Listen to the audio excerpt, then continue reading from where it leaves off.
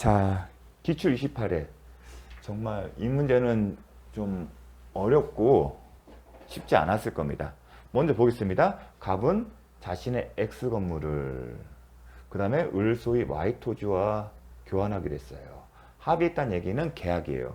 그런데 가액 차이가 발생해서, 가액 차이가 발생하면 우리가 지금까지 어떻게 배웠죠? 보충금을 지급하기로 했어요. 지금 보충금 지급은 누가 하는 거냐면 갑이 을에게 보충금을 지급하기로 했어요. 원래는 보충금 지급은 돈을 주는 거예요.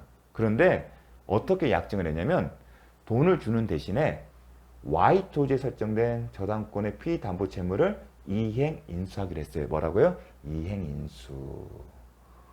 그런데 여러분들이 공부하면서 이 부분이 가장 어려웠을 거예요. 이 부분을 이제 어떻게 해석하느냐가 쟁점이었고 그와 관련된 게 정답이었어요. 그러면 이 의미를 먼저 아셔야만이 문제를 풀 수가 있습니다. 그럼 먼저 여기에 대해서 그래서 보충 설명하도록 하겠습니다. 근데 이 문구 자체는 어디서 출발했냐면 매매계약서 출발됐어요. 그리고 제가 얘기를 했죠. 보충금 하게 되면 이제 매매된 수험생 입장에서 문제 풀 때는 매매된 거고 생각하시라고. 그럼 어떤 내용이냐? 매매계약을 체결했는데 그러면 매도인이 등장하고 매도인은 매수인에게 소유권을 이전하겠죠. 재산권 이전 대신에 매수인은 뭐라죠? 매매대금을 지급해요. 그런데 이 매도인의 부동산이 뭐가 있었다? 저당권이 있었어요. 그러자 어떤 약정을 했냐면 매수인이 저당권이 만약에 5억이라고 할게요. 매도인은 매매계약서 매매대금 10억이에요. 그러니까 원래는 매수인이 매도인에게 10억을 줘야 하는데 그 중에 5억은 현금을 주고 나머지는 5억은 어떻게 해야 한다? 이 저당권의 피담보 채무를 이행 인수하기로 했어요. 그래서 어떤 약정이 되냐면 매수인이 10억을 매매대금 지급 방법은 5억은 현금으로 나머지 5억은 매수인이 저당권의 피담보 채무를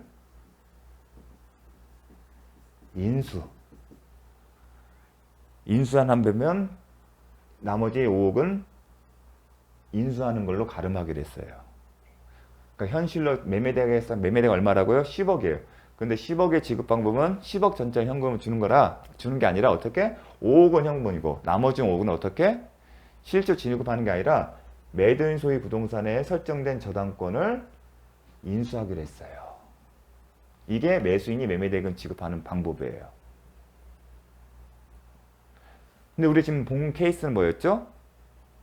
보충금의 지급에 가름하여 저당권의 피담보 채무를 이행 인수했다. 비슷하잖아요. 제가 그 보충금을 매매대금 바꾸면 비슷하잖아요. 그럼 여기에서 이제 쟁점이 뭐가 되냐면 우리가 수험생 입장에서는 시험법이 통하지 않지만 중요한 개념이 있어요. 그러면 이 매수인이 이 채무를 인수하는 성격이 뭐냐가 쟁점이에요. 채무 인수가.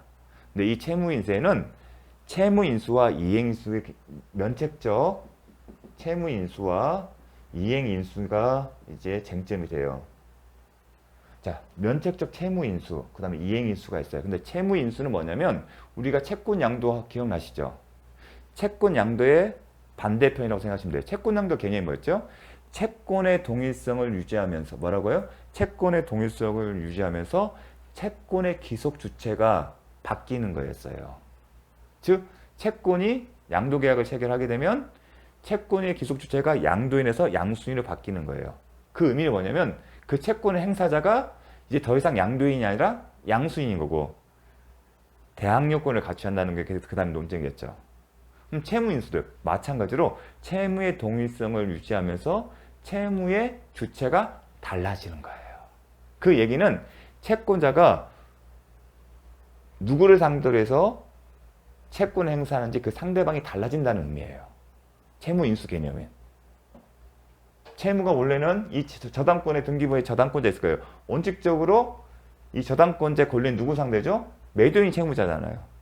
그럼 채무 인수라는 것은 매도인이 이제 채무 인수는 채무의 주체가 매도인이 아니라 매수인으로 바뀌는 거예요. 그 얘기는 저당권자는 매도인이 아닌 매수인을 상대로 해서 자신의 권리 행사한다는 의미예요. 채무인수라는 것은. 그럼 채무자 지위를 벗어나는 거죠. 매도인이. 누가 된다? 새로운 매수인이 이제 새로운 채무자가 되는 겁니다. 그 얘기는 저당권자는 매도인이 아닌 매수인한테 권리를 행사한다는 의미예요. 이행인수는 뭐냐면 여전히 지금 채무자는 매도인인데 여전히 채무자는 매도인이에요. 다만 매도인과 매수인 사이에서 약정을 한 거예요. 내가 돈 생기면 이거 갚아줄게 하고요. 따라서 저당권자는 여전히 채무자인 매도인 상대로 권리 행사할 수 있을 뿐 매수인은 이행인수자인 매수인 상대에서는 권리 행사를 직접 돈 달라는 얘기를 못한다는 얘기입니다. 그래서 부부가 있는데 남편이 빚을 졌어요. 은행에다가. 그러니까 아내가 여보 내가 갚아줄게. 그게 이행인수예요. 은행 입장에서는 채무자가 안 바뀌는 거예요. 그럼 이행인수는 채무자의 지위를 바뀌는 게 없어요. 그런데 이제 이 구별의 실익을 보면 이제 무슨 말이겠죠? 개념상. 채무자의 주체가 달라지는 거고 이행인수는 채무자는 여전히 동일한데 당사자 사이에서 이 돈을 갚아주는 약속을 한 것뿐이에요. 단지.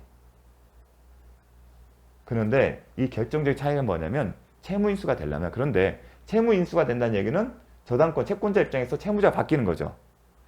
그럼 채권자 입장에서는 자기 의사와 상관없이 채무자 바뀌는 게 원할까요? 원하지 않을까요? 원치 않고 바람직하지 않습니다. 따라서 채무인수의 효력이 발생하려면 반드시 채권자가 개입이 돼야 돼요. 그러니까 채무인수 같은 경우는 면책적 채무인수가 효력이 발생하려면 채권자의 승낙이 반드시 필요합니다. 그게 차이점이에요. 근데 이행인수는 그럴 필요가 없죠. 왜냐면 채무자가 바뀌는 게 아니기 때문에. 그런 개념적 차이가 있기 때문에 면책적 채무인수냐 이행인수냐 다툼이 있을 때는 이행인수로 해석해요. 왜냐면 그렇게 해석하는 것이 채권자에게 바람직하기 때문에. 그래서 해석상 다툼이 없으면 특별한 사정이 없으면 이행인수로 봐요. 그런데 우리 시험에서는 이행인수라고 명확하게 했어요. 그럼 이행인수 개념이 기억하시면 됩니다. 채무자는 여전히 매도인인데 매수인이 매도인과 사이에서 둘만 약정한 거예요. 네가 돈을 갚기로 한다. 매매대금은 5억 원을 갚는 대신에 요거를 갚기로 한 거예요. 둘 사이에서만. 채무자는 누구다? 여전히 매도인이고요. 그 얘기를 하는 겁니다. 그러면 이제 이행인수 차이입니다. 그러면 이행인수를 하게 되면 이제 5억을 하잖아요. 그러면 잔금 지급 기일날, 자 우리가 매매계약에 있으면 잔금 기일날 잔금을 지급하고 그 다음에 소유권 넘겨받지 않습니까? 그러면 이 매수인은 5억 이외에 잔금 기일날 실제로 이행인수한 저당권 채무를 갚아야 하는지가 쟁점이 됐습니다. 우리가 정상적인 통상적 매매 했으면 10억을 다 줘야 하잖아요. 잔금 기일날. 근데 이 경우에는 5억 이외에 잔금날 나머지 5억도 실제로 이 저당권의 채무를 이행해서 말소를 시키는 의무가 있는지가 쟁점이 됐어요. 그런데 여기서 기억할 게 뭐냐면 채무 인수를 하잖아요. 그럼 기억할 게 뭐냐면 이행기예요. 우리가 딱 기억할 게 뭐냐면 통상에 대해서는 잔금날 다 지급하니까 이행기도 이때 해야 하는 것이 아닌가 직관적으로 생길 수가 있어요. 그런데 이 피담보 채무 인수할 때는 성격이 뭐냐면 이행인수잖아요. 채무자는 여전히 있어요. 그 얘기 뭐냐면 변제기는 이 저당권 설정 당시에 계약에 따라서 이미 정해져 있어요. 우리가 대출 계약하게 되면 원리금은 언제 갚고 그 사이 이자만 갚잖아요. 아니면 이자에 원금 일부씩 갚잖아요. 즉 이행기가 정해져 있어요. 그럼 특별한 사정이 없으면 이 사람들이 특별한 사정이 없으면 원래 계약 내용에 따라 이행하기로 되어 있을 겁니다. 즉 매매 잔금 기일이 아니라 이 저당권 설정 계약 당시에 원금의 변제 기일날 이게 갚는 걸로 돼 있는 게 해석하는 것이 의사표시 맞아요. 그게 싫으면 별도로 정하겠죠. 그 얘기는 기본적으로 특별한 사정이 없으면 실제로 이 채무기한이 돌아가는 거기 때문에 실제로 그때 반드시 현실로 5억을 말소시킬 필요가 없다는 겁니다. 갚아서. 근데 그 의미가 뭐냐면 아직 이행기가 도래하지 않았다는 겁니다. 그렇게 이해를 하셔야 합니다. 수험생은 뭐라고요?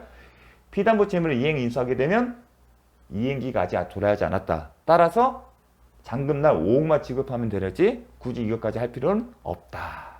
그걸 기억하셔야 합니다. 그게 지금까지 대법원 판례 나온 거예요.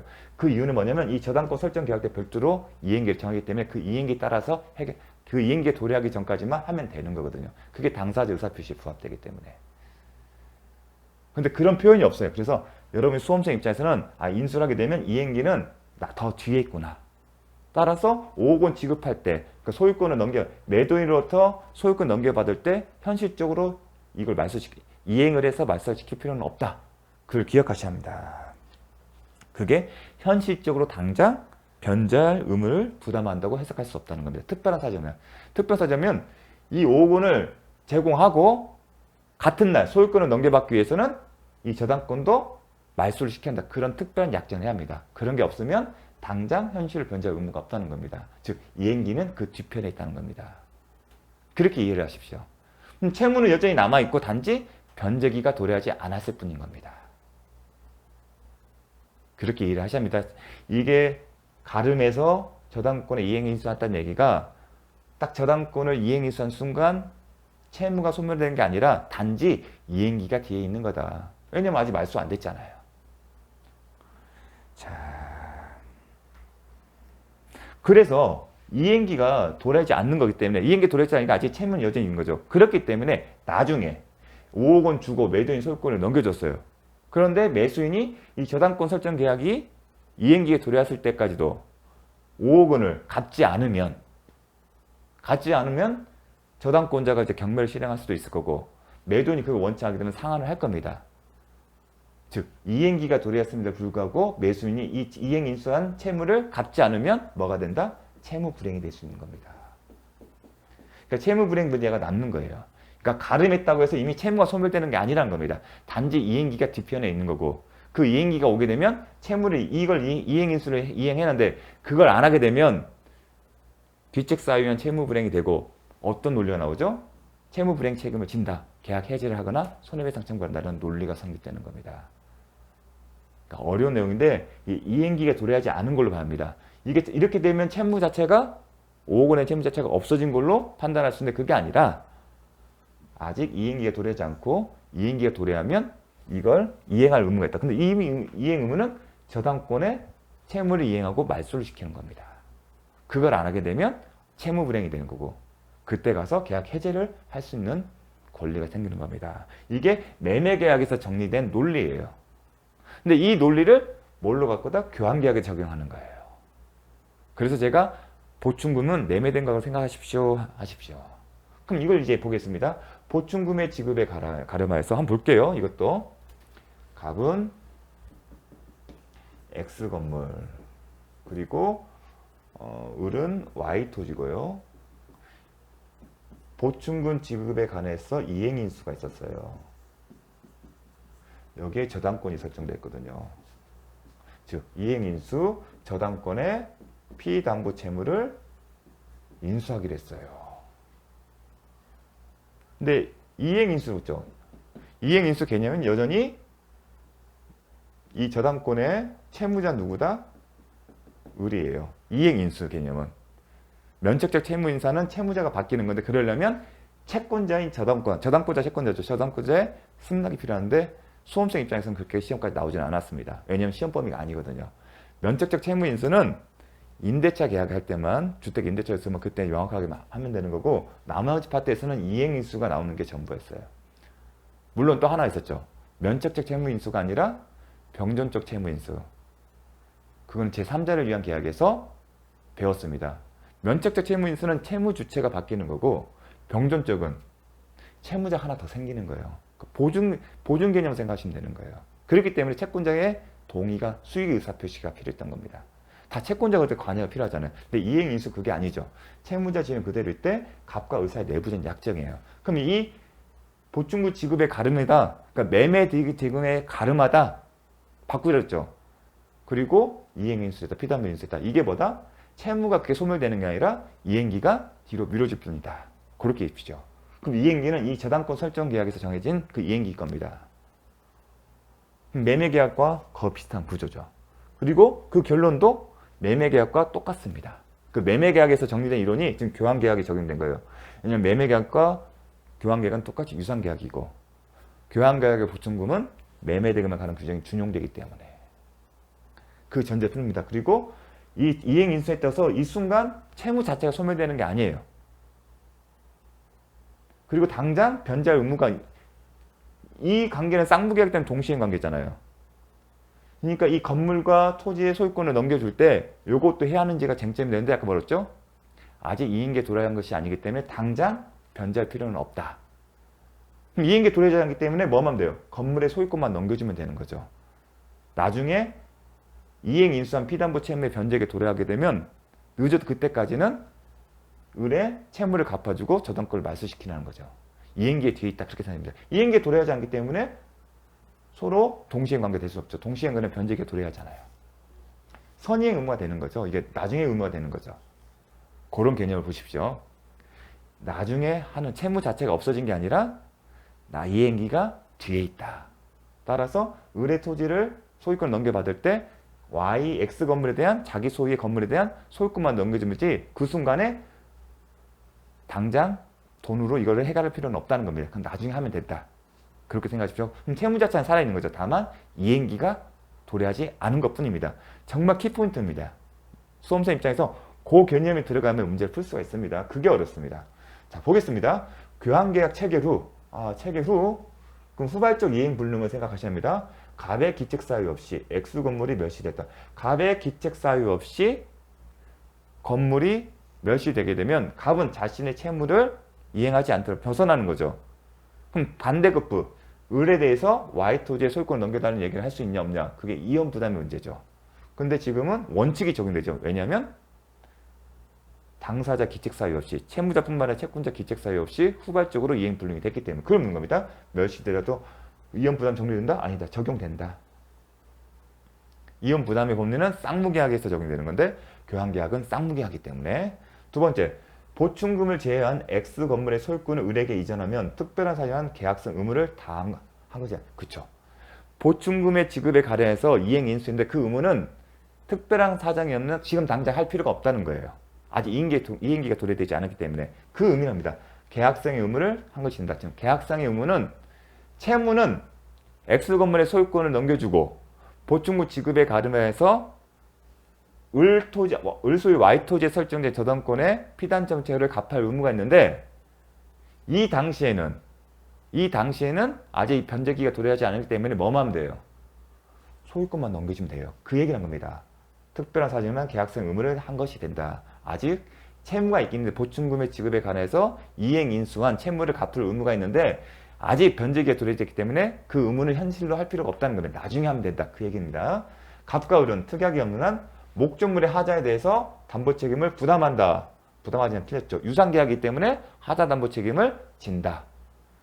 갑이 피담보 채무의 변제를 게을리하여 저당권이 실행될 염려가 있어요. 이 얘기가 뭐냐면 자, 채무가 이행기 뒤에 있어요. 그럼 이행기가 왔는데도 불구하고 이행을 하지 않았어요. 그렇게 되면 뭐가 된다? 채무불행이 되는 거예요. 그럼 채무불행되면 돈이기 때문에 기책사유가 다요. 금전적인 채무에는 기책사유가 다 있습니다. 그런 경우에는 요건을 갖추면 뭐가 되죠? 해제권이 발생하거나 아니면 손해배상 청구권. 그걸 묻는 겁니다. 게을리하여 저당권의 실행 염려가 있어 을이 그 담보 채무를 변제하였다면 을은 계약했다. 염려가 있어요. 염려가 있으면 피담보 채무를 변제했다. 그럼 얘기는 뭐냐면 사실상 갑이 자신의 채무를 이행하지 않은 거예요.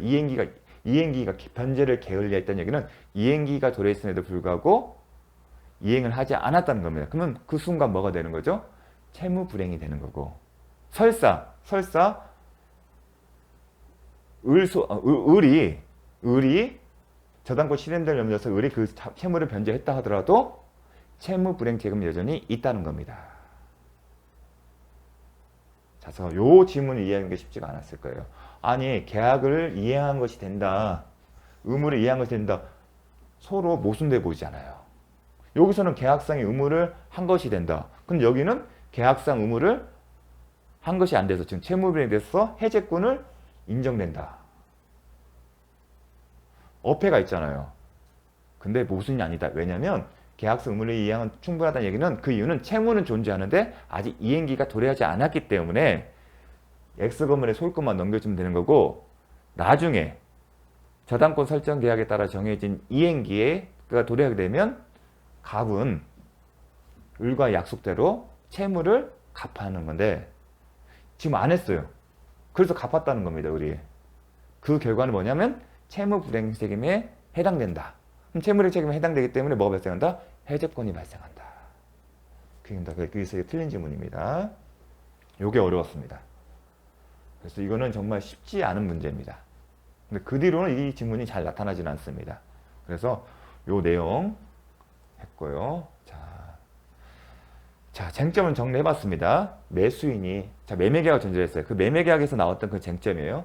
매매 목적물에 설정된 근저당 피담보채무를 인수하는 한편 그 채무액을 매매대금에서 공제하기로 약정한 경우.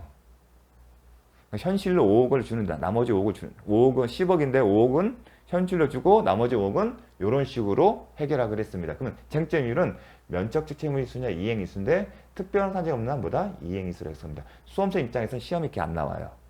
이 구별을 묻진 않아요. 왜냐하면 시험범위 아니기 때문에. 그래서 방금 본 교환계약에서는 이행인수라고 표현이 나왔습니다. 그럼 이행인수는 채무자는 그대로 두고 담지 채무자와 제3자 사이에 약정을 한 것뿐이에요. 네가 좀 갚아봐 그거. 그 얘기예요. 매수인은 당장 이행인수한 채무를 변제할 의무가 있냐? 왜냐면 지금 매매대금 지급 방법과 관련해서 지금 연관되는 거예요. 매매대금은 바로 소유권 넘겨받을 때 동시행 관계이기 때문에 해는 게 원칙인데 그럼 이행인수한 채무도 바로 변제하는 거 아니야? 그렇게 의무를 제기할 수 있지만 현실적으로 당장 변제할 의무를 부담하지 않는다는 게 대법원 판례입니다. 따라서 특별한 사정이 없는 한 매수인이 매매대금에게 매금에서 그 채무의 공제한 나머지를 지급함으로써 잔금 지급 의무를 다했다고 하시다. 즉 아까 현실적으로 5억만 주기로 했지 않습니까? 그 5억만 주면 의무를 다한 겁니다. 그 대신에 그 채무가 없어진 건 아니고 나중에 이행기가 도래하게 되면 그때 가서 채무를 이행하는 거고 그때 가서도 채무를 이행하지 않는다면 채무 불이행이 되는 거고 그 경우에는 채권자가 계약을 해지하거나 아니면 손해배상 청구할 수 있다. 자, 왜냐하면 매수인은 인수채무의 이행 시기 등에 관하여 다른 약정이 없나. 즉, 이 사람들이 지금 당장 매매대금 너 이행인수한 부분도 내가 소유권 넘겨줄 때 그때 갚아야 돼. 그러한 경우가 다른 약정이고 그러한 약정이 없으면 대치금, 원래의 대치금 채무의 내용에 따라 이행하면 된다. 왜냐하면 통상적으로 그런 대치금 채무의 이행기는 뒤에 있기 때문에. 자, 쟁점 3. 매수인이 이행을 지치했어요. 채무는 소멸되고 이행기가 뒤에 있는 건데 그 이행기에 도래 있음에도 불구하고 매수인이 이행을 지체하게 되면 채무 불이행이 되는 거고 채무 불이행이 되는 건데 마치 이것은 매매 등의 일부를 지급하지 않은 것과 똑같은 거죠. 이게 채무 불이행 아니에요. 평가할 수 있는 특별한 사유가 있는 때는 해제권이 발생한다. 왜냐면 이행기가 도래 있음에도 하지 않으면 실질적으로는 매매 등의 일부를 지급하지 않는 거고 결국은 채무 불이행 책임을 물을 수 있다는 겁니다. 그 얘기입니다. 이게 정리된 쟁점입니다. 쉽지 않은 기출문제였습니다. 그래서 제가 말씀드렸던 채무 자체가 있는데 이행기가 뒤에 있는 거다. 선이행 의무, 후이행 의무 그런 개념을 생각하시면 됩니다. 자, 또 다른 겁니다. 계속해서 하나 지문인데 요 지문도 잘 나오죠. 근데 이미 배웠어요. 교환계약에서 시가보다 조금 높게 가액을 고지했어요. 시가보다 조금 높게. 교환계에서 시가를 속인 거예요. 근데 여기서 포인트는 뭐냐면 조금 높게 했어요. 그런 경우에 기망이 되냐 안 되냐를 묻는 건데 이미 배웠습니다. 사기 파트에서 기망행위에 해당되지 않는다. 그걸 묻는 겁니다. 조금 높게 가액을 고지해서 보충금 지급하기로 약정했다면 불법 행위한 손해배상 가능하다? 아니다. 이 얘기는 먼저 출발점은 사기에 해당되자 합니다. 사기에 해당되지 아니기 때문에 불법이 아니라는 겁니다. 자, 일방 당사자가 자기가 소유하는 목적물 시가를 묵비하여 상대방에 고지하지 아니하거나 시가를 제대로 알려주지 않거나 아니면 허위로 시가보다 높은 가액을 시가라고 고지했다 하더라도 이는 상대방의 의사결정에 불법적인 간섭한 걸 볼 수 없다. 즉 사기가 아니다. 사기가 뭐였죠? 기망행위는 상대방의 의사결정에 불법적으로 간섭하는 거예요.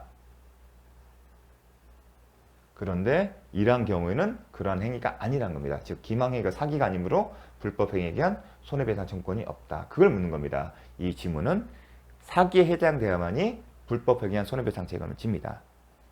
그걸 묻는 겁니다. 사기나 강박, 의사결정에 불법적으로 관여한 거가 아니다. 이 부분은 이제 사기 파트에서 배웠던 내용이고 이런 식으로 사례로도 나왔습니다.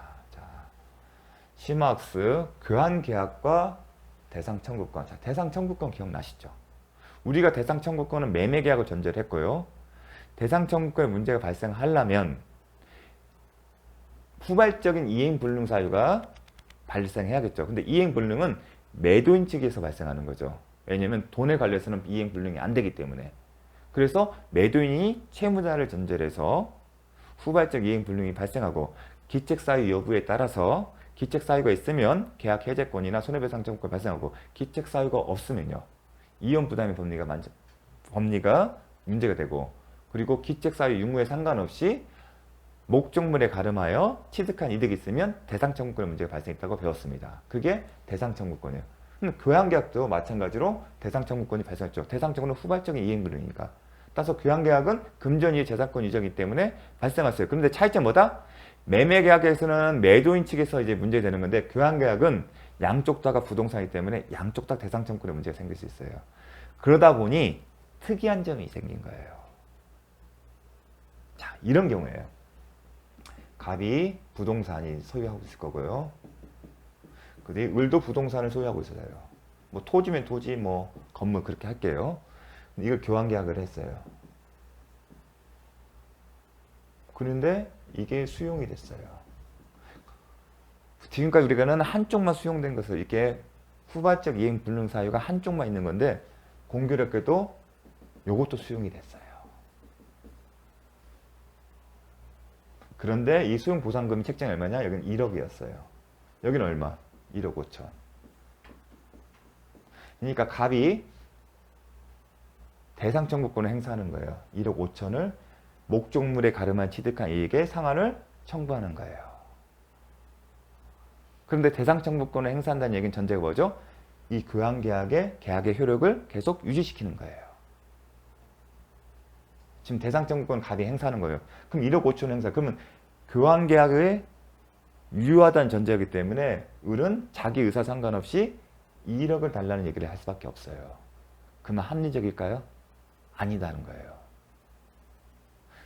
갑은 원칙적으로 1억 5천만 원 행사할 수 있지만 을의 부동산에 대해서도 후발적 이행불능 사유가 발생하고 똑같이 수용등에서 수용과 같은 후발적인 이행불능 사유가 발생하고 그에 가름한 이익을 취득한 경우에는 을에게도 의사 선택권을 주는 겁니다.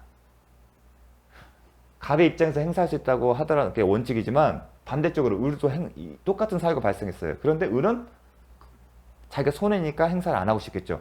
행사를 하게 되면 1억을 받지만 자기가 행사를 안 하게 되면 1억 5천을 받잖아요. 즉 계약이 없던 걸로 하게 되면 1억 5천을 받는 거잖아요. 즉 이혼 부담의 법리를 적용할 소지가 있지 않습니까? 자, 갑은 계약에 유효하다는 전제에서 대상청구권을 행사하고 싶겠죠. 1억 5천 취득하니까. 근데 을의 입장에서는 싫잖아요. 거절을 하고 싶겠죠. 그러한 점을 봤을 때 비록 갑에게 이런 사유가 발생했다 하더라도 상대방도 마찬가지로 후발적 이행불능 사유가 발생하고 그로 말미암아 취득한 이득이 있는 경우에는 대상청구권을 행사할 수 없다는 겁니다. 이런 어떤 불합리를 해결하기 위해서 그 내용을 적었습니다. 그래서 이제 아직까지는 시험에 자주 출제되지는 않지만 그래도 어느 정도는 좀 알고 있었으면 좋겠습니다. 사례를 기억하시면 됩니다. 한번 읽어보겠습니다. 페이지 338쪽. 자, 쌍무계약 당사자 일방이 대상청구권을 행사하는 경우. 자, 갑이라고 할게요. 상대방에 대하여 반대를 이행할 급부가 있어요. 만약에 이 사람이 1억 5천에 대해서 대상청구를 행사하면 계약이 유효하기 때문에 자신의 처분을 이행할 의무가 있어요. 근데 이건 이미 또 수용이 됐기 때문에 1억인 거죠. 그런데 당사자 일방의 반대가 즉 을의 반대급부도 당사자 일방 반대급부는 을의 채무예요.